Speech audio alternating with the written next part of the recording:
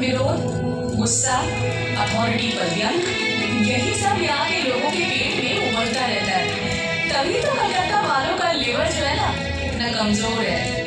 अजी, ना तो हमारे लिवर में कुछ खराबी है और ना ही हमारे कैंटिलीवर में। हावड़ा ब्रिज कैंटिलीवर ब्रिज है ना? ये सन 1943 से इसी तरह खड़ा है, एकदम सही सलामत। सो तो है, हर रोज लाखों गाड़ियाँ, बस, ट्रक, रिक्शा इस पर से ही तो गुजरती है, फिर भी ये टस से मस नहीं हुआ। और सबसे हैरान करने वाली बात ये है कि इस पूरे ब्रिज में एक भी स्क्रू यानी पेच नहीं है। इसलिए तो जिन लोगों के दिमाग का स्क्रू ढीला है वे अक्सर हावड़ा ब्रिज के ऊपर चढ़ जाते हैं। लेकिन वहाँ से क्या नजारा मिलता होगा, इमेजिन कर सकती हो? मैं इमेजिन नहीं कर सकती। लगभग 100 सालों से विक्टोरिया मेमोरियल की चोटी पर अपने पंख फैलाए खड़ी हूँ मैं। क्या आपको कोई अंदाजा है कि मैं यहाँ से क्या क्या देख सकती हूँ? मैंने प्रेम में डूबी जोड़ियाँ, उनकी नोकझोंक, ये सब देखे हैं। निकम्मे लोगों की भीड़ भी, और अकेडमी ऑफ फाइन आर्ट्स की एक्सपेरिमेंटल पेंटिंग्स भी। एक तरफ रेस कोर्स की घुड़सवारी की दौड़ में बेशुमार पैसे लुटाना, और दूसरी तरफ क्लबों में कोट पैंट पहने कलकतिया बाबुओं का अंग्रेजी पर। व्यूज और न्यूज तुम मुझे सिखाओगे? मैं तो तुम्हारी नस नस से वाकिफ हूँ। सिर्फ वाकिफ नहीं, तुम पर मेरी संगत का असर भी दिखता है। कभी तो हवा के झोंके से तुम तेजी से गोल गोल घूमने लगती हो, तो कभी घटिया के दर्द से तुम घूमना ही भूल जाती हो। और ये इमारत जिस पर तुम्हें इतना गर्व है, कभी तो इसे ताजमहल की नकल कहा जाता था। क्या बात करते हो? अरे हाँ, क्या इसे गाय के गोबर से काला नहीं किया गया था ताकि जापानी उस पर बमबारी न कर सके?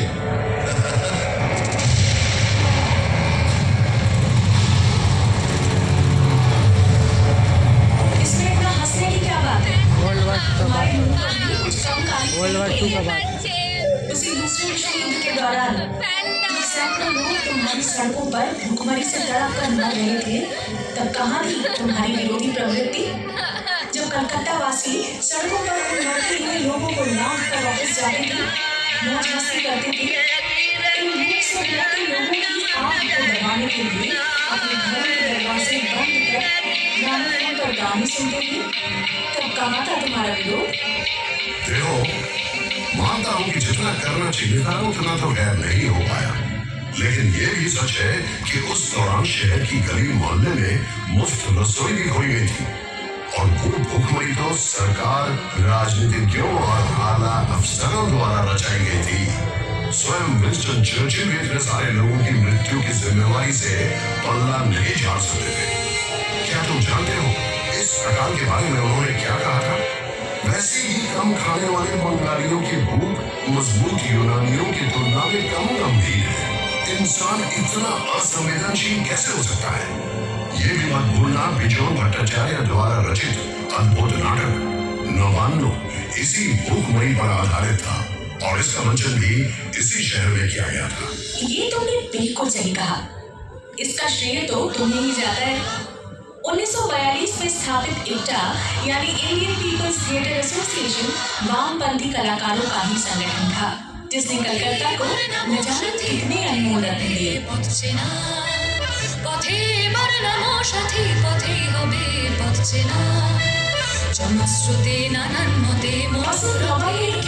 यहाँ से कई यादगार गाने, नाटक और फिल्मों का जन्म हुआ।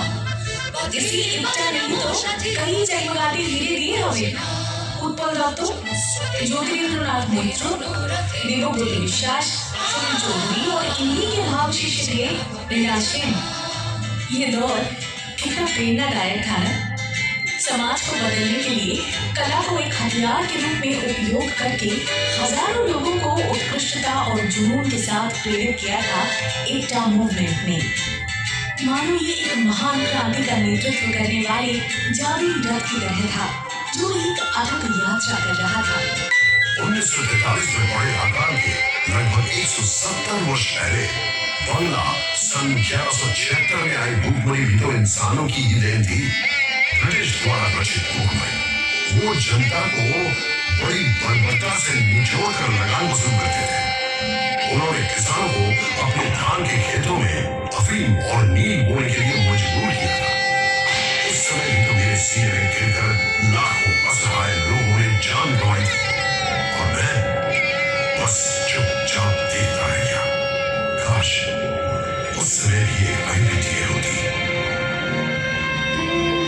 तुम्हारा इतिहास जागते रहने का इतिहास है, लेकिन सोते रहने का भी।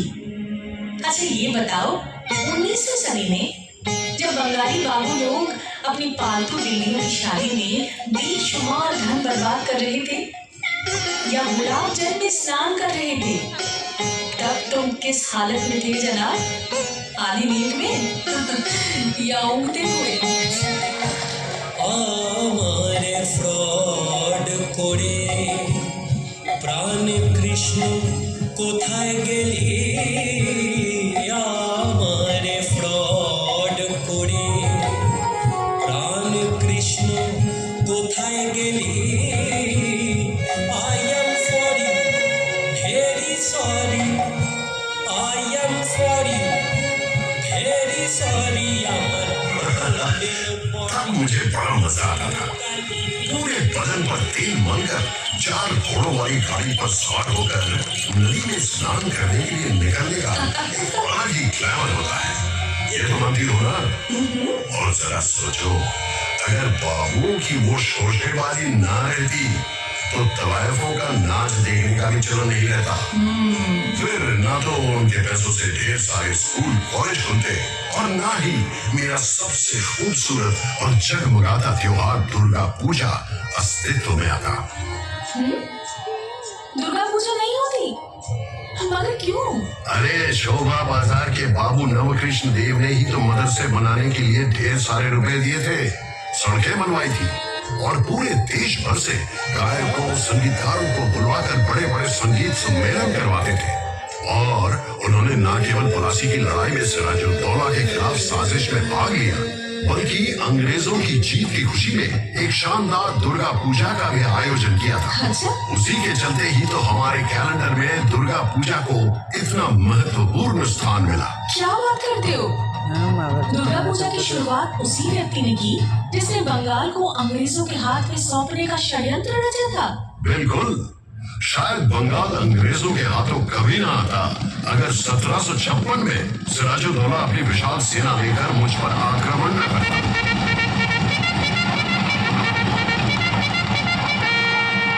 अगर वो ईस्ट इंडिया कंपनी की सेना की जमकर धुनाई ना करता तो अंग्रेज इतनी जल्दबाजी में एक नवाब के विरुद्ध जंग में कभी ना उतरते। जंग में तो वे जरूर उतरते, बस उनके प्रॉपर नाम सब बदल जाते। और वैसे भी वो उस मुल्क पर कब्जा किए बिना कहाँ बैठे रहने वाले थे। 24 अगस्त 1690 को मूसलाधार बारिश के बीच कंपनी के एजेंट जॉब चार्नॉक ने जैसे ही अपनी नाव यहाँ बांधी, बस तभी से समय का पहिया घूमा और तुम्हारे इतिहास की शुरुआत हुई। यहाँ मैं तुमसे सहमत नहीं हूँ, एक नहीं दो पहलुओं से। चाणक्य के पहुंचने के बहुत पहले कवि कंकन मुकुंद राम ने मेरे विषय में लिखा था। उससे भी पहले 1495 में कवि विप्रदास पिपिलाई ने अपना मनसा मंगल काव्य में भी मेरा जिक्र किया था। अच्छा? सावर्ण राय चौधरी के परिवार अंग्रेजों के आने के पहले से ही कलकत्ता में जमींदार थे। भाई वाह! मेरे इतिहास की शुरुआत तो बहुत पहले से हुई थी और ना ही तुम ये कह सकती हो कि चाणक्य के आगमन के साथ साथ चीजें भी बदतर हो गई। राम मोहन राय ने सतीदाह प्रथा बंद जरूर करवाई थी, लेकिन इतना बड़ा काम क्या वो अकेले कर सकते थे? यदि लॉर्ड बेंटिंक उनकी सहायता न करते सो तो ठीक। क्या माइकल मधुसूदन दत्त बंगला काव्य का रुख बदल सकते अगर उन पर मिल्टन का प्रभाव न पड़ता? क्या बंकिम चंद्र बंगला में पहला उपन्यास लिख पाते अगर उन्होंने वॉल्टर स्कॉट न पढ़ा होता? बिल्कुल सही।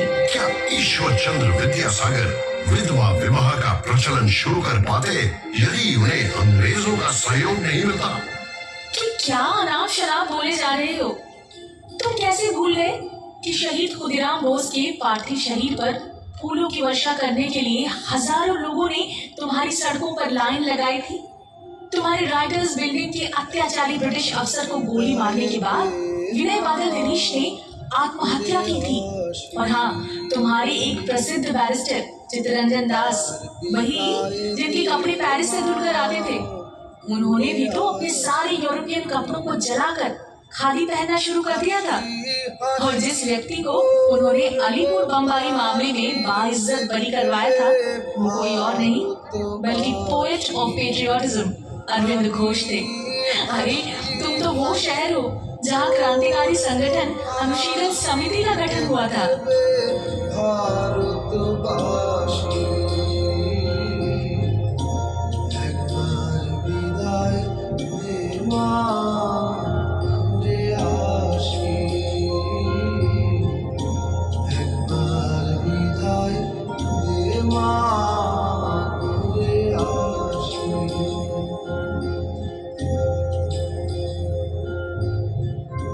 सो तो है, मगर ये भी तो सच है, जिस मॉन्यूमेंट को 1828 में ईस्ट इंडिया कंपनी द्वारा दो युद्ध में जीत हासिल करने की खुशी में कमांडर डेविड ऑक्टरलोनी की याद में बनवाया गया था, 1969 में उसी का नाम बदलकर शहीद मीनार रख दिया गया, जिसे भारत के स्वाधीनता संग्राम में हुए शहीदों को समर्पित किया गया।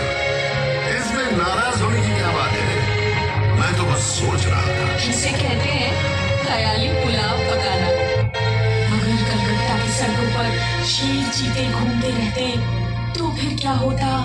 अरे बंगाल का शेर यानी कि बाघ, वो तो बहुत प्रसिद्ध है और वो कलकत्ता में ही रहते थे। कलकत्ता विश्वविद्यालय, जिसकी स्थापना 1857 में हुई थी, उसके ठीक 50 साल बाद 1907 में उन्होंने इसकी कमान संभाली और पूरी जिम्मेदारी के साथ उसका एक नया रूप दे डाला। वो थे सर आशुतोष मुखोपाध्याय। और बब्बर शेर? बब्बर शेर यानी सिंहो, हाँ वो भी है। काली प्रसन्न सिन्हा या काली प्रसन्न सिंहो, जिन्होंने एक ओर महाभारत का अनुवाद किया था तो दूसरी ओर मुझे लेकर हुतुम बेंचर नोक्शा भी लिखा था। और गेंडा, उसका क्या? गेंडा तो वो लोग हैं जिनकी मोटी खाल को कलकत्ता के महापुरुषों की शिक्षा भी भेद नहीं कर पाई। उन्होंने राम मोहन राय की निंदा की और विद्यासागर के बारे में व्यंग्य गीत भी लिख डाले और हर गली मोहल्ले में गाते फिरते रहे, और वो सब उन्हें बर्दाश्त भी करना पड़ा। वास्तव में यही बातें दर्शाती हैं कि वे सब महापुरुष अपने समय से कितने आगे थे। विवेकानंद को भी तो ये सुनना पड़ा कि वे कोई सन्यासी नहीं थे, क्योंकि उन्होंने ईसाइयों की भूमि का दौरा किया और मांस खाया, जबकि उन्होंने ही शिकागो में अपने असाधारण भाषण से भारत का नाम रोशन किया। उनके गुरु श्री रामकृष्ण को भी तो सुनना पड़ा था कि वे अनपढ़ हैं, जबकि उन्होंने अपने सहज भाव तथा धर्म ज्ञान के प्रकाश से अनगिनत ज्ञानी और विद्वानों को एकत्रित कर लिया था। ये वही महात्मा है जिन्होंने जो तो मौत तो पौत का प्रचार किया, यानी कि जितने दृष्टिकोण है उतने ही रास्ते हैं। उन्होंने न केवल सर्वधर्म समभाव की बात की, बल्कि कलकत्ता के जीवन दर्शन के बारे में भी बताया। रविंद्रनाथ टैगोर को भी कुछ कम नहीं सहना पड़ा। उन्हें तो ये भी कहा गया था कि उनकी सभी लेखनी अस्पष्ट है और उन्होंने बिल्कुल बेतुके उद्देश्यों को लेकर शांति निकेतन की स्थापना की है, परंतु उनको मिले नोबेल पुरस्कार आज भी मेरी गौरव गाथा की पहली पंक्ति है। 1911 में भारत की राजधानी के दर्जे से भले ही मुझे विस्थापित कर दिया गया, लेकिन उसके सिर्फ 2 साल बाद ही मेरे सिर पर एक ऐसा ताज पहनाया गया जिसकी चमक कभी भी कम नहीं होने वाली। नोबेल कमेटी ने घोषणा की, रविंद्रनाथ टैगोर को उनके गहरे, संवेदनशील, ताजा और सुंदर कविता के कारण पुरस्कार से सम्मानित किया जा रहा है। बिल्कुल, क्या तुम एक ही शहर से 6 नोबेल पुरस्कार विजेताओं की कल्पना कर सकते हो, और वो भी 5 अलग अलग क्षेत्रों में। 1902 में रोनाल्ड रॉस को नोबेल प्राइज मिला चिकित्सा विद्या के लिए। 1930 में फिजिक्स के लिए नोबेल मिला सीवी रमन को। 1979 में मदर टेरेसा को नोबेल शांति पुरस्कार प्राप्त हुआ और 1998 में अमर्त्य सेन को नोबेल मिला इकोनॉमिक्स के लिए और 2019 में अभिजीत विनायक बंदोपाध्याय को वैश्विक स्तर पर गरीबी कम करने की ओर किए गए उनके कार्यों के लिए नोबेल पुरस्कार से सम्मानित किया गया। ऐसा नहीं है कि नोबेल मिलना ही सब कुछ है। वैज्ञानिक जगदीश चंद्र बोस ने भले ही नोबेल पुरस्कार ना जीता हो, लेकिन वो मेरे आकाश के एक जगमगाते सितारे हैं। उनकी प्रतिभा पेड़ पौधों में जीवन की खोज से लेकर रेडियो के आविष्कार तक फैली हुई है। आचार्य प्रफुल्ल चंद्र राय इंग्लैंड की रॉयल केमिकल सोसाइटी द्वारा केमिकल लैंडमार्क पुरस्कार से सम्मानित होने वाले पहले गैर यूरोपीय थे। बोस आइंस्टाइन स्टैटिस्टिक्स के मानक वाहक सत्येंद्रनाथ बोस के नाम पर बोसोन गण का नाम रखा गया है।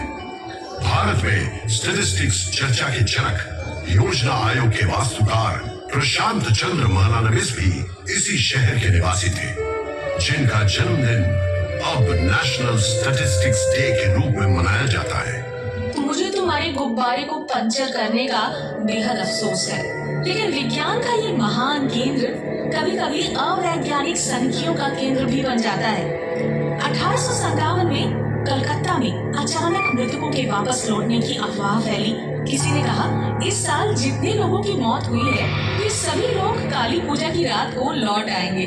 और फिर कुछ लोग बोले नहीं, पिछले 10 सालों में जितने लोगों की मौत हुई है वे सभी 15वीं कार्तिक को वापस लौट आएंगे। पूरे शहर में हलचल मच गई। बहुत से लोग बेचैनी से अपने मृतक परिजनों के लौटने का इंतजार करने लगे। इस पर गाना भी बना लिया गया था, पता है?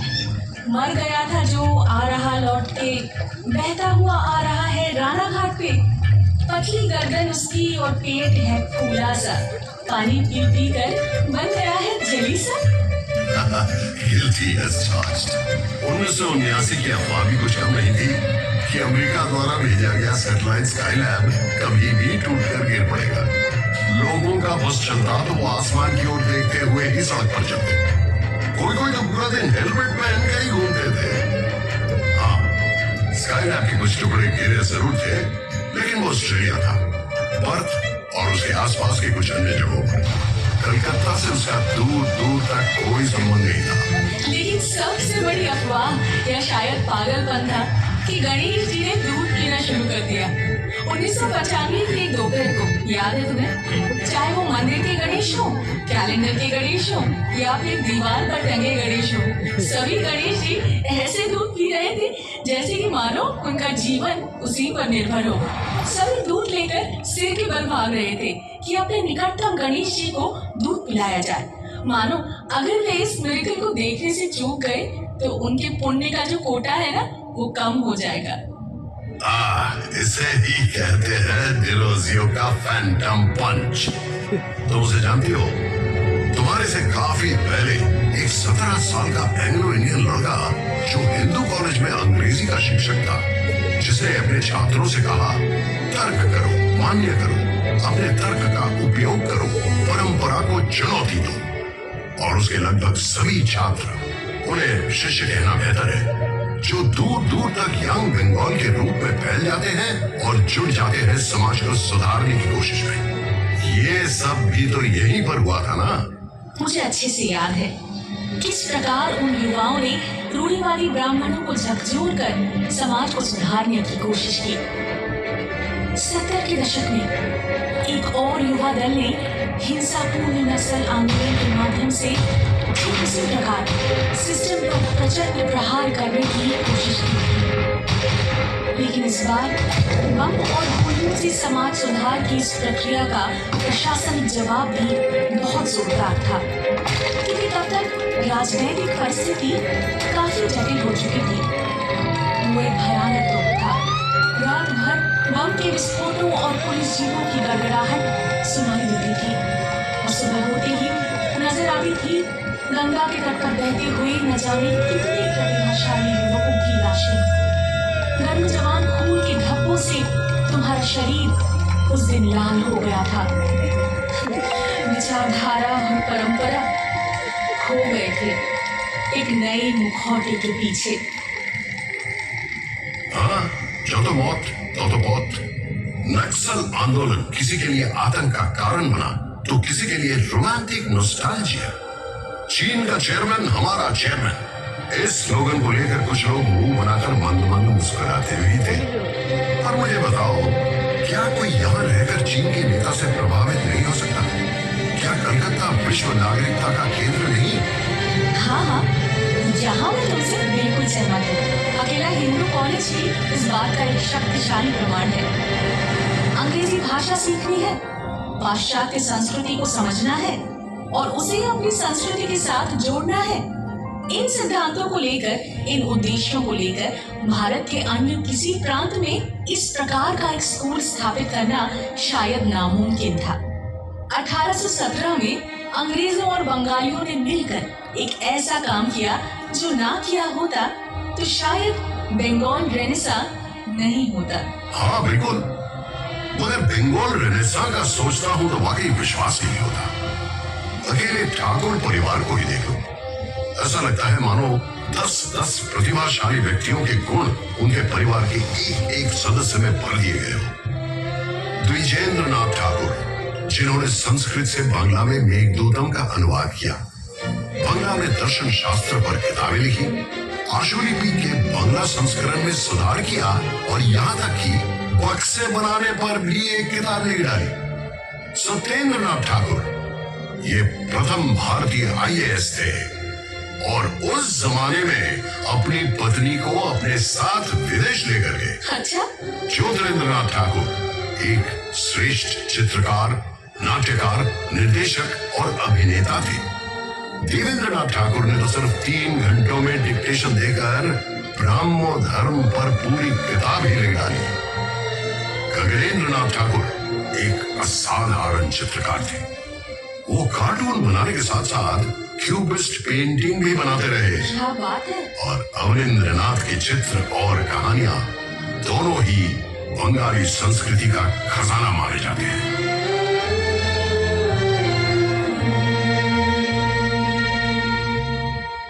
मैं तो रॉय परिवार से भी बहुत प्रभावित हूँ।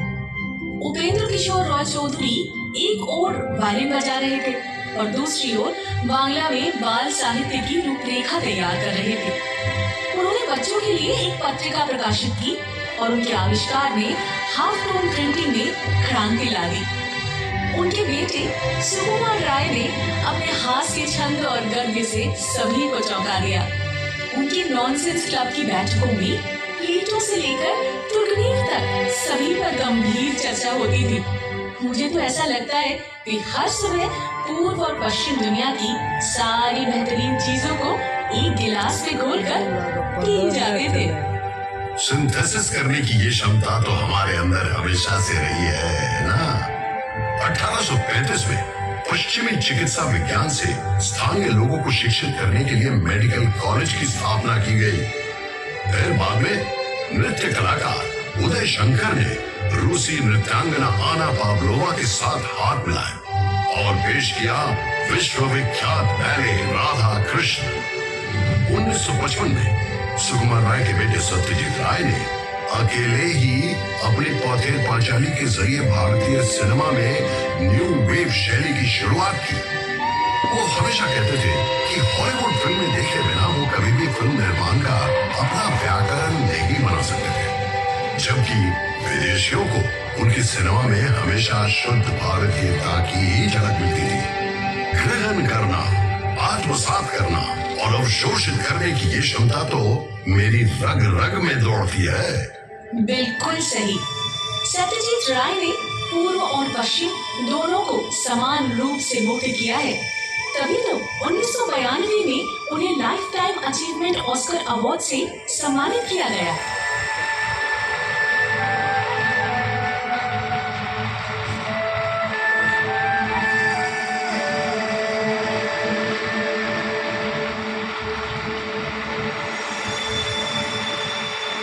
वही क्यों, उसी वर्ष की शुरुआत में सुब्रतो मित्रों को भी सिनेमाटोग्राफी में उत्कृष्टता के लिए Eastman कोडाक life time achievement award से सराहा गया था।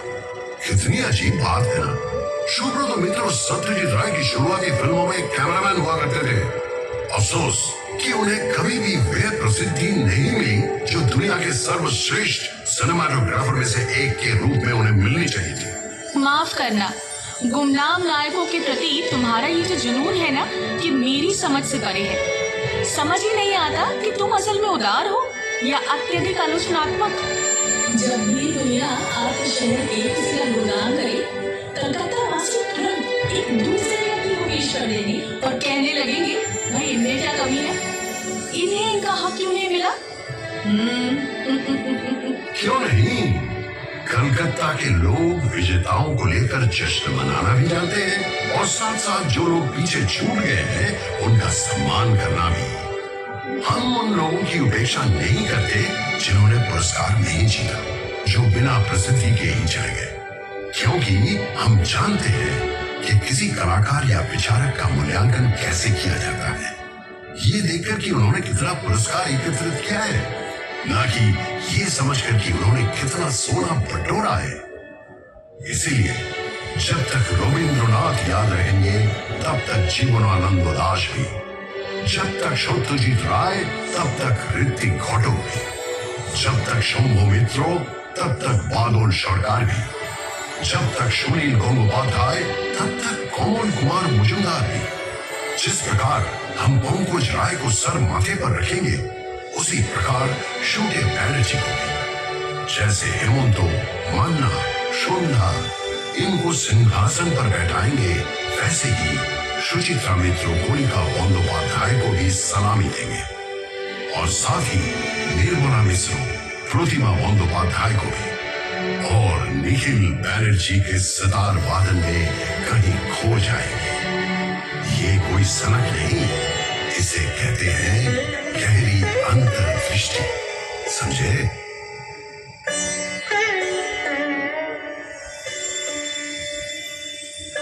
समझे, लेकिन कृपया आप मुझे ये बताइए कि ये केवल जाने माने लोगों पर ही क्यों लागू होता है। ये सोच 1947 में विभाजन के बाद आए शरणार्थियों पर क्यों नहीं लागू हुई? वो भी तो हमारे हुए थे, उनके प्रति इतना तिरस्कार क्यों, इतनी उपेक्षा क्यों? ये तो बहुत पुरानी बातें हैं और मैं इस बात से इनकार नहीं कर रहा हूं कि प्रवासियों और निवासियों यानी कि बाल और घोटी के बीच का झगड़ा कुछ कड़वा रहा है, खासकर फुटबॉल के मैदान पर और खाने की मेज पर। लेकिन इसमें कोई शक नहीं कि घोटी बांगाल दोनों अब पूरी तरह से मिलजुल कर एक हो गए। इसमें भी कोई शक नहीं कि वामपंथी राजनीति उस समय काफी हद तक मेरे डीएनए का अभिन्न अंग बन गई थी, क्योंकि इसने शरणार्थियों को वो सम्मान दिया जिसके वे हकदार थे। रोटी, कपड़ा और आश्रय के लिए उनके संघर्ष में उनका साथ दिया। 1971 में बांग्लादेश मुक्ति संग्राम के दौरान फिर से शरणार्थी आए, वे अब भी आते रहते हैं। कलकत्ता कभी किसी को वापस नहीं लौटाता। सो तो है ही, और साथ में उन सबको कबाब और बिरयानी भी जरूर चखाता है। कलकत्ता अगर एक और पराजित व्यक्ति को शरण नहीं दी होती तो शायद यह बिरयानी भी यहाँ नहीं मिलती। मतलब तुम किसकी बात कर रहे हो? वाजिद अली शाह, अवध के नवाब।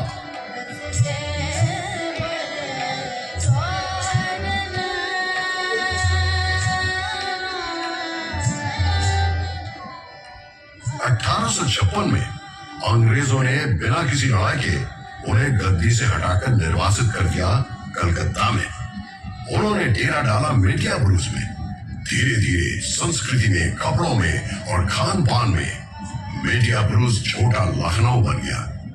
इस प्रक्रिया में स्थानीय संगीत और नृत्य भी प्रभावित हुए, लेकिन उससे कई गुना ज्यादा प्रभावित हुए कलकत्ता वालों का खाने का स्वाद और खाना पकाने के बर्तन आदि। अभी कलकत्ता की सड़कों के किनारे जो कबाब और बिरयानी की दुकानें दिखाई देती हैं, उनकी जड़ें उस शर्मनाक निर्वासन के इतिहास से जुड़ी है। जीवन धन का कुछ भी व्यर्थ नहीं जाता, कलकत्ता ने सदा शान से ये माना है। लेकिन जब हम 1946 के दंगों को याद करते हैं तब ये शान शायद फीकी पड़ जाती है। 1857 वो से भीषण 1940 में हिंदू चले। मुस्लिम दंगे जो करीब एक हफ्ते तक चले थे।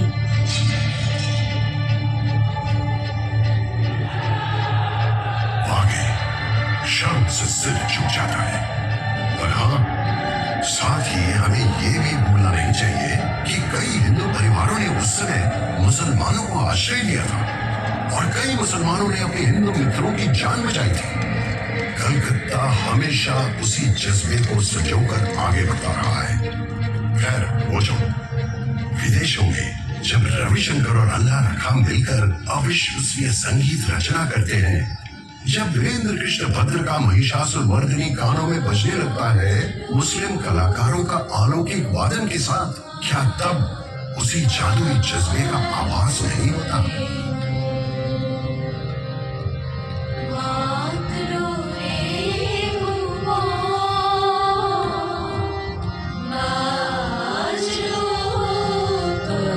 खिड़की से निकल रहा है, देखिए थ्रेड वाला खिड़की से बिल्कुल मेरे दोस्त, सही कहा तुमने। और इसी बात से जादूगर पीसी सरकार को लेकर एक वाकया याद आ गया। एक बार उनका मैजिक शो देखने सब लोग इकट्ठे हो चुके थे। निर्धारित समय के बाद 10 मिनट बीत चुके थे, लेकिन जादूगर साहब का कोई अता पता नहीं। सब लोग बेचैन हो रहे थे। अचानक सबको एक आवाज सुनाई देती है, हियर आई एम। सब लोग आश्चर्यचकित होकर देखते हैं तो वो मंच पर खड़े हैं और कह रहे हैं कि मैं तो सही समय पर ही पहुंचा हूँ। आप लोग अपनी अपनी घड़ी जरा देखिए। हैरान होकर सब लोग जब घड़ी की तरफ देखते हैं तो वाकई में उनकी घड़ियां 10 मिनट पीछे चली गई थी।